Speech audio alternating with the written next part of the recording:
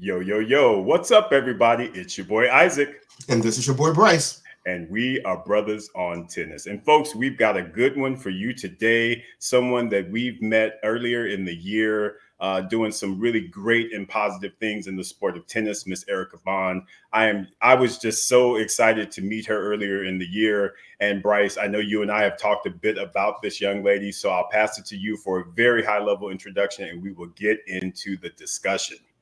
Yes, like you said, we are graced with Miss Erika Bond today. And, just like Brothers on Tennis, she has a grassroots program that is really exploding right now called the All Love Racquet Club.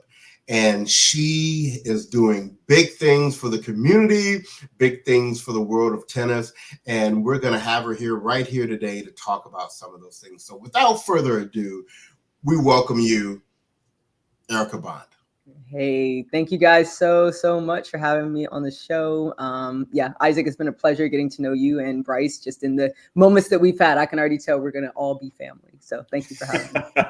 That's what it's all about, Mhm. because first and foremost, folks, all three of these individuals on your screen are from what? HBCUs. If you don't know what an HBCU is, you better ask somebody. It is a historical Black college and university, and Right. it's what's up. So all three of us represent. And Erika, what I'd like to just kind of start off with, because we always kind of start off with this, is your background in tennis. Because, of course, tennis isn't a sport that is typical for us. So, Yep. what we would like to ask you first and foremost is, how did you get exposed to tennis, and at, what age were you? When did you start playing? Because we know that you are, like I said, we know you got game. So I'd love to hear that history, if you will. Yeah, absolutely. So, you know what's so crazy? I started playing basketball actually. So Okay. that was the sport that I played when I was like 4 or 5. And I was pretty good at that, but I am very petite. Bryce has never seen me in person, but I am very small. And Okay. so, I got tossed around a bit on the basketball court, and I said, I need to play something else. And so my dad, he played tennis. So he went to Tennessee State University, another HBCU, and he played tennis there. And so while I was playing basketball at 5, he also, of course, put a tennis racket in my hand. And so I think I made the decision to switch to tennis full time at like 11 or 12. So I was a bit older. But like I said, I still always played, but it was my dad that definitely first got me into it. So yeah. So for me, I always love hearing about who your tennis heroes were when you were young. So who on both the men's and the women's side were your tennis heroes? Okay, so obviously Venus and Serena, like hands down. But if we're thinking pre-Venus and Serena, of course, the Pete Sampras, Andre Agassi, those were two of my favorites on the men's side. The women's side, of course, you had Monica Seles, Steffi Graf, Martina Navratilova. So all of those type of people were people that I kind of looked to, and most of them, were American, right? Which was also, there was a time where a lot of the people on top were American. So yeah, those are the people that I watch. Yeah, that's a good list, Erika. Very, very good list. And so you pick up the racket. You Yep. decide that you are going to now focus in on it primarily outside of basketball. Yeah. We Tell us more about kind of the junior days, college days. Kind of, did you play on any like junior teams, or was it more or less just what recreational? And at what point did you really say, okay, I really want to really get in deep into the sport? Yeah. So when I put the hand in the racket, all of that, I always was doing summer camps for tennis. So it kind of started there, just going away. I'm from Atlanta, Georgia, but I played a lot in Nashville. There was a park called Hadley Park in Nashville, and that would be the summer program. So it started like that, and then once I wanted to get even more serious, I started working with the Peterson School of Tennis, and it was run by Ernie Peterson, who has since passed away, but his daughter, Jewel Peterson, who played professionally herself, really ran it. And so I did all the things, 3 hours after school every day, and then 3 hours Saturday morning. So it was every day and then 2 privates a week. And then, like I said, the weekend and the summer camp still continued. So I was very, very in it. I wanted to be one of those kids that like was homeschooled and like got to play all day. My mom was like, absolutely not. No. You are going to school, you are going to college, you know? And so I played a lot. I played tournaments. We traveled as like a tennis academy. And the cool thing about that was it was all Black people, you know, all people that looked like us. And, you know, when I played the tournaments, that was not the case. But when I trained, it was the case. So it kind of equipped you with buddies so that you weren't alone when you were playing those tournaments, you know? So yeah, that was kind of the junior bit. And then I went to college. I went to Prairie View A&M, which was a D1 program. And I played there for 3 years. I crossed AKA the end of that third year. So my senior year, I wanted to be an AKA. Nice. Excellent. I wanted to go back just really quick though, because what you said really kind of, I'm just interested in when you were younger and your perspective of, okay, I'm practicing with folks that look like me, but then I'm playing these tournaments where people don't. As a kid, as a young adult, if you will, at that point, what was kind of going through your mind and how did you deal with that? Because we've unfortunately heard some different stories about younger kids of color that go to these tournaments, and it's like either they get a reaction, their parents get a reaction.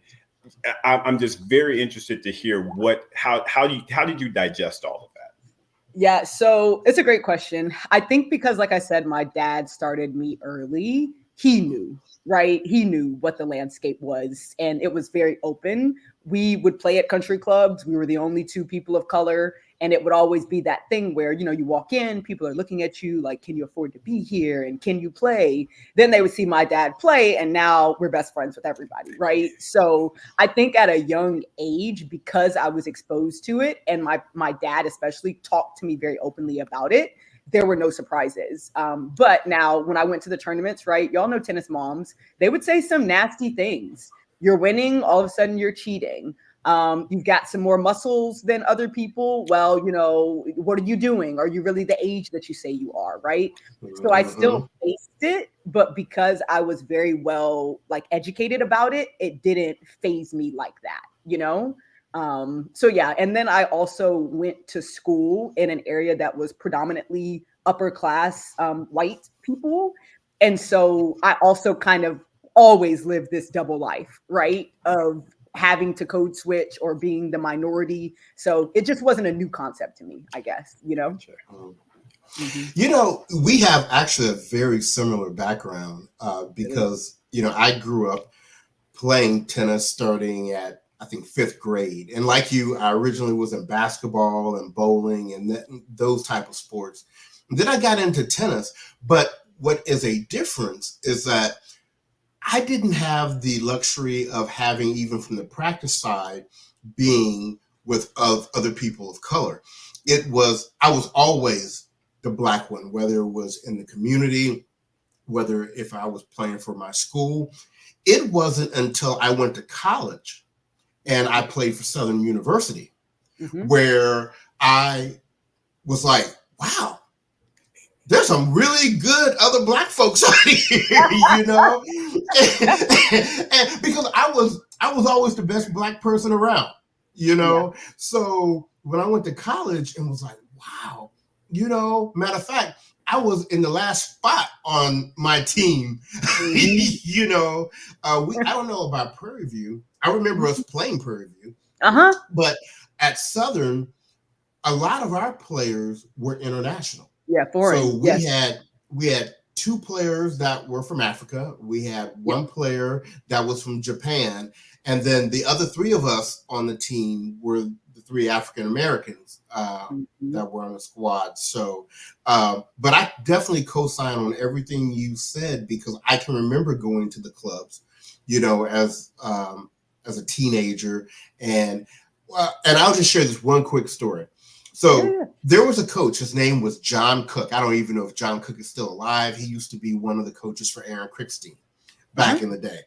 And he would tell me all the time, you know, Bryce, you got to change the way you hit your forehand. The way you hit your forehand, your elbow is going to fall off. And so I was thinking, and at the time I was beating all these other white kids at the club. So I'm thinking, he's telling me to change my forehand because he wants me to stop beating the white kids, right?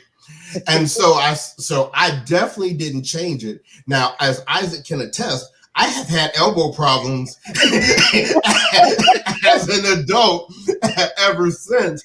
But in my mind, I'm thinking, it's like that everybody against you mentality is like, no, I'm not changing my forehand, So that's, I definitely co-sign on your experiences there.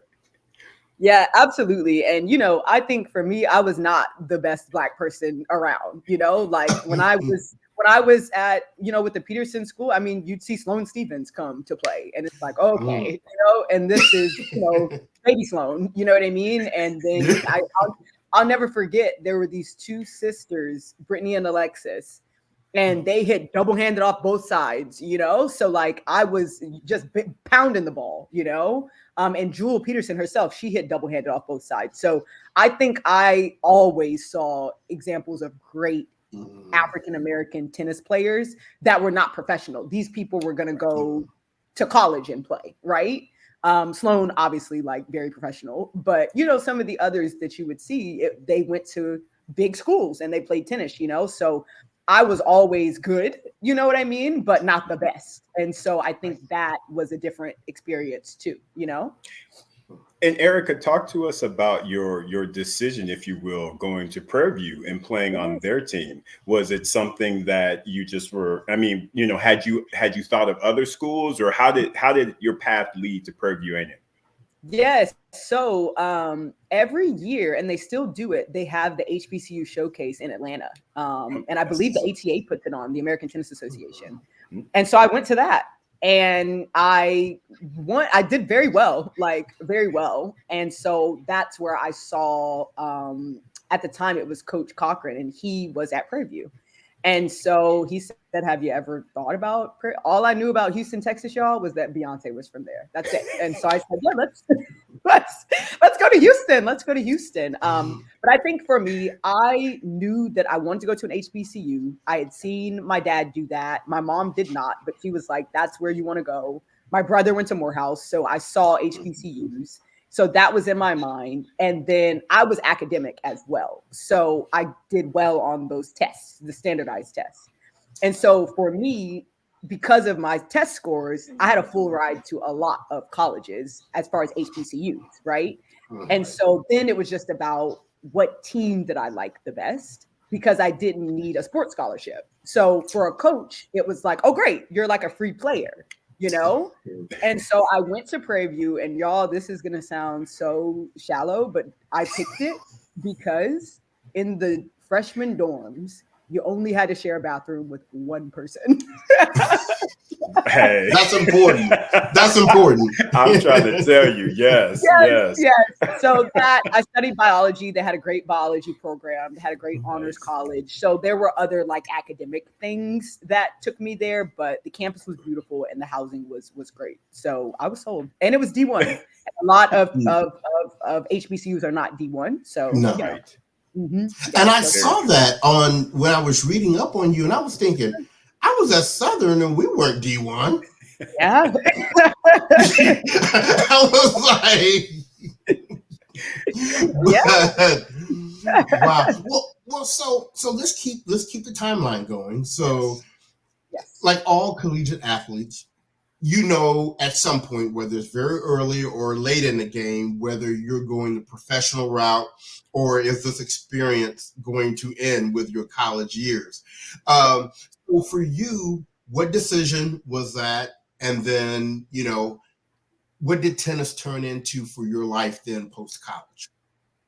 Yeah, absolutely. So I knew definitely that I was not going to be professional, like didn't start soon enough. And even if I didn't play all day, like you really have to put in time to make that jump, as y'all know. So I said, well, we're going to go to grad school. I had a biology degree. At first, I thought maybe I wanted to be a doctor. I did not want to take the MCAT. I did not want to be in school for a long time. Like I just knew a few things that were true about myself. And so I said, well, let's try the grad school route. I had, as part of the honors program, I had taken a trip international, like a study abroad trip to China. And there I studied healthcare. So I studied traditional medicine. I studied how their hospitals worked. And so I said, what is this called? And somebody said, this is public health, health administration. So I said, okay. So then I came back and I said, well, let's take the GRE and let's go to grad school.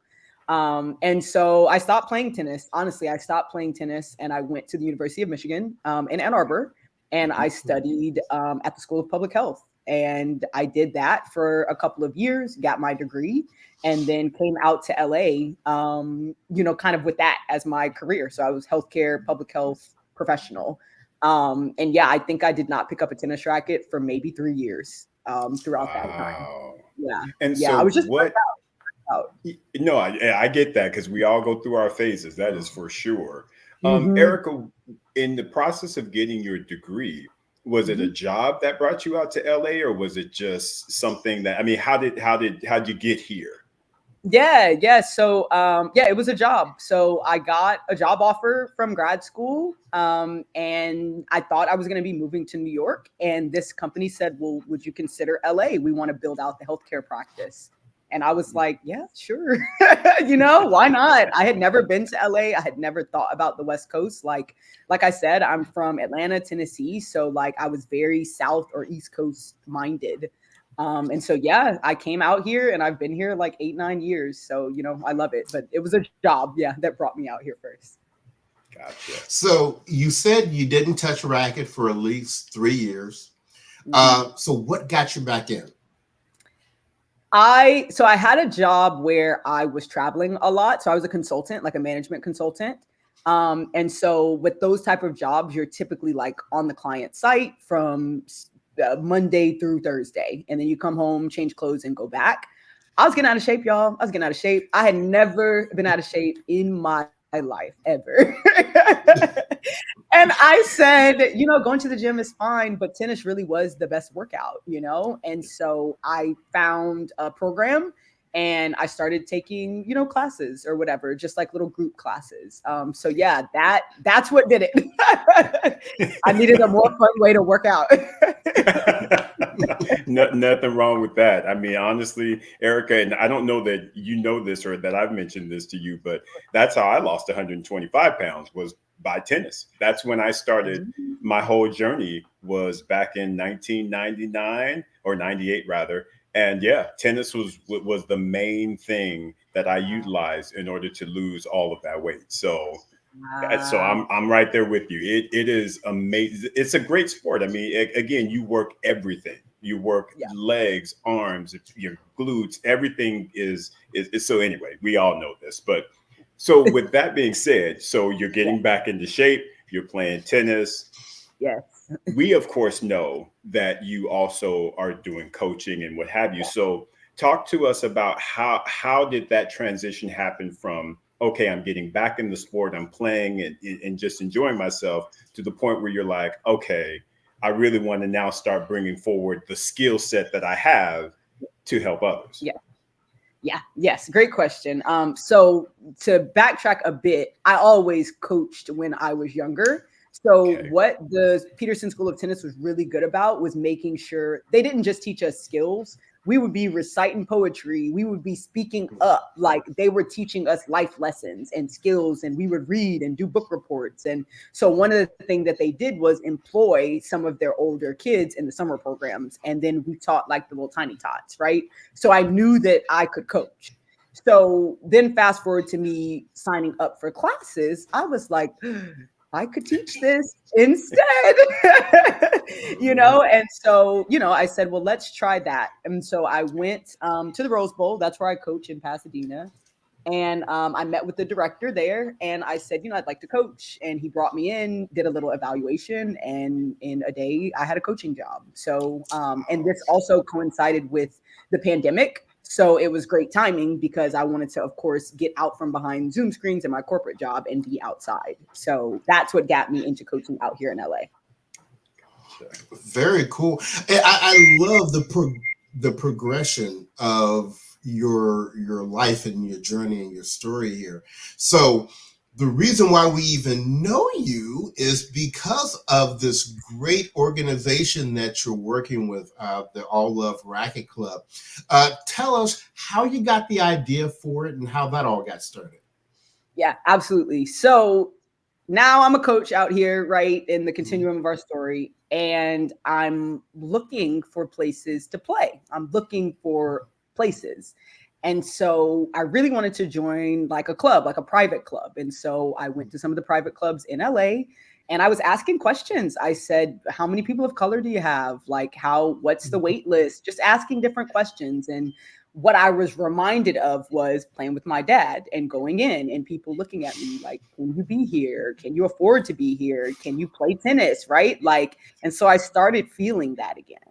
And then I visited some of the social clubs just to see. And I'm like, man, like this is still not quite right. You know, everybody was kind of perpetuating some version of exclusivity, whether it was preserving the traditional version of the sport or it was a bit more modern, but it was still exclusive. You know, you have to be on a list, you know.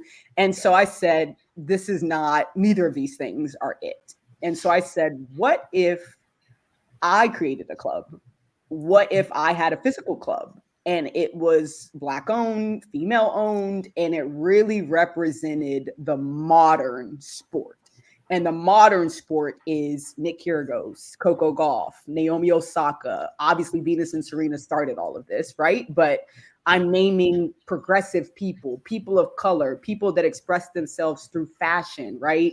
People that have diverse business opportunities, even though maybe we know them for being on the court. And so I said, tennis has changed, and we need a space that represents that change that is also inclusive. Nobody's going to feel like they can't come up in here and have fun. So that's what it started as. It started as me, myself being a consumer out here in LA looking for something and not finding it, you know, and then All Love Racquet Club. And then All Love Racquet Club comes into existence. And Erika, talk to us, because of course we of course know, as far as you know, when you're starting up a brand and you're trying to kind of get your footing. Talk to us about just some of the things that you've experienced and had to deal with in getting getting your business, your brand up and going. Yeah, it's tough. It's tough. Like you guys know, it's really tough, especially being a person of color, especially then being a woman as well. So, you know, in the beginning, when it came to I want a club, a physical space, you know, I started talking to some people that I knew, and they said, well, this is a great idea, but you're going to need some proof of concept. You know, nobody's going to just invest in you for this.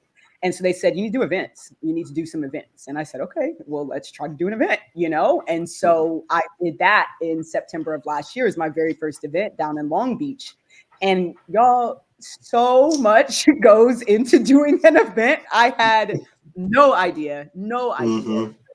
From finding the court time to booking the court time to, okay, you need goodie bags, and okay, you need swag to put in the goodie bags, and okay, what's the programming? Where are your coaches? What about videography, photography, influencers? Like, I'm literally from July to September learning how to put together an event. You know, I also had some help along the way. So I was in an accelerator program the city of LA puts on. It's called LACI, LACI, the LA Clean Tech Incubator. So that was very helpful because I got to be around other entrepreneurs and just kind of hear and understand like what a business plan is and how do you structure a company. And so I got a lot of that, had some great mentors. And then I also started working with some guys out of London who really liked my idea, and they were in the fashion space. And so they really helped me understand, well, it's not just a club that you're creating. This is actually a lifestyle brand. Like there can be a lot of verticals under the All Love Racquet Club umbrella. And so, yeah, they helped me. They introduced me to Wilson. And so that was amazing because they were then able to sponsor my very first event, you know? So yeah, it was a lot of just socializing, talking to people, learning stuff, asking my friends things, and then that support from the LA County Incubator, as well as, you know, my guys out in London, like all of that kind of came together to help catapult this. And Erica, I'm sure everybody is wondering right now, what does an event look like? Great question. So we've done a couple of different types of events. So the one that I met Isaac at, that one we called Courtside Cocktails. It was in partnership with the USTA and HBCU Spring Coming. And that was on top of a rooftop in Beverly Hills. And it was like a one court social. So we probably had about 200 people on that one court. It was a lot of people out there, So that was more, come in, hit a couple balls, very social. The events that we've got coming up, we've got more courts. So, for example, the event that we have coming up on the 16th, it's a masterclass is what we're calling it. We've got 4 courts, and on each court, you're going to be working on the mastery of a different skill. So one thing that I like to do because I am a coach is really make sure the tennis is tight at these events. You're really going to learn something, whether you're a beginner or advanced. So that's a format, right? We've also had just skills and drills formats. So the first, hour and a half or so, you're being drilled. And then the next hour and a half or so, maybe you're doing some gameplay. We're playing triples. We're playing doubles, king of the court, right? So it's really a gambit of things. We've also done team tennis competitions, right? So really we try to be innovative with each event. And it's also trial and error. We see what the audience likes the best. And then, okay, well, let's repeat that with a little bit of improvement, right? So yeah, we've done from 1 court to 8 courts. And it'll only get bigger and better. That's absolutely the truth. I attended your event on the rooftop. It was spectacular. I've given you mad kudos for that event. It was just a great opportunity to meet other folks that are into this sport of tennis in a very relaxed atmosphere. You did a phenomenal job on that event. And Erica, with your initial event that happened last September of 2023 and the one that just happened in the spring, have you had any others besides those 2? Yes. Oh my goodness. So I've expanded to New York as well in this year. Yes. So we've done 11 events. Wow. Wow. All right. Come Right? on With the now. whole full time 9 to 5 and my team being my homies, I don't have co-founders. It's literally my homies that pull up and I'm like, I can buy y'all dinner, y'all. I can give you some merch, but I do not have any money. So yeah, we've done, let me see, we did Wow. at least 5 here in LA. And Okay. then in partnership with USTA Eastern, I've Mhm. done about 4 or 5 also in New York. Wow. So yeah, when I tell you guys, I had no idea September 30th of last year that all of this would happen this year. So Wow. yeah, it makes me really feel like all love is onto something, Mhm. and yeah, I don't know, it just really warms my heart to just provide a space that I needed, that you guys needed, right? Like when Yes. you were either being introduced to tennis or just looking for more competitiveness amongst people that look like you. Now, I remember you saying that these events were really kind of like a precursor to having an all-out club, right? So, kind of what's next for you? And it sounds like you have the event piece kind of down pat. What's next for you past the events? Yes, yeah. So yeah, the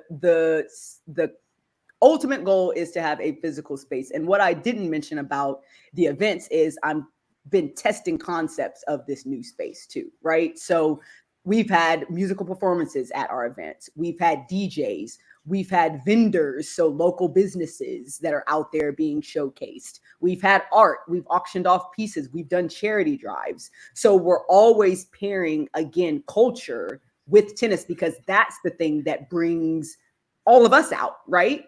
And so all of those concepts to me then go into this physical space. It is a community hub where you can play tennis, absolutely, but also it has music, art, fashion, right? All of those things intertwine. So when you ask what's next, it's really about the investment. It's really about finding that right partner that believes in what I'm doing, sees a need for what I'm doing, and wants to say, you're right, we do need a space. We do need All Love Racket Club, and it would be a complete reimagination of what a tennis club looks like, you know, even down to what color are the courts, even down to it's in a warehouse, right? Like I have a very specific vision of something that would be unlike anything that people have seen before in LA, especially in the tennis field. So yeah, what's next is I need some help. I cannot do this all by myself, you know? Absolutely. Well, hey, we are definitely here with you and here to help you as in any way that we can. That is for sure. And you actually just answered the question that I was going to bring up with, given the fact that you've had events on the California coast as well as the New York coast, which would be sort of the focus. And it sounds like it would be LA initially, and then Yeah. potentially getting that and expanding that into the New York market. Is that kind of correct? Yeah, exactly. And, you know, when it comes to a physical space, right, then you're getting into like a true social club business model, right? You know, and I think there are certain markets where something like that pops. I think LA, absolutely. I think New York, absolutely. It's a little bit harder real estate wise there, right, with tennis, just because it's already hard to find courts and then you have the snow. So I could definitely see something there. But then if you think about other markets, right, that have pockets of community, Austin, Texas, Nashville, Chicago, right? There are so many different spaces, even in London, where I've got some good connections. So the thing that to me would be attractive to somebody that says, maybe I'll invest in this, is it scalable? It's a real estate project at that point, and it's diversifying your portfolio, right? So Absolutely. yeah, that's kind of the goal and the plan, you know, but definitely standing it up here as the flagship headquarters like LA for sure. That is amazing. I tell you what, you've got me excited about it. Hey, Just listening to you talk about. So for our audience that yes. want to know more about it, I want to know when the next events are coming up. You know, where should they go? Yes. So next event's coming up November 16th, December 14th. You can follow All of Racquet Club on all socials at just All of Racquet Club. Racquet is spelled the fancy way with the QU in there. And then also you can go to my personal page, which is the name is Bond. My last name is Bond, like James Bond. So a joke. But you can find me there if you want lessons, if you want group clinics, any tennis, anything, you can find me there. We are revamping the website, but you can go to the website right now. You can see a really cool recap of our inaugural event and what All Love stands for, as well as a little note from me. That is all-loveclub.com. Like I said, we'll be revamping that and adding some cool merch and stuff. So, yep, socials are the best place. And then, of course, just reaching out to me personally. Absolutely. And Erica, really quickly, I wanted to make sure that we kind of gave a little bit of context on the events on November 16th as well as December 14th. Now, November Yes. 16th is, you said there's a team concept, but I think December 14th is a little different, right? So what are the differences between those two? Yes, great question. So November 16th, that's the masterclass one.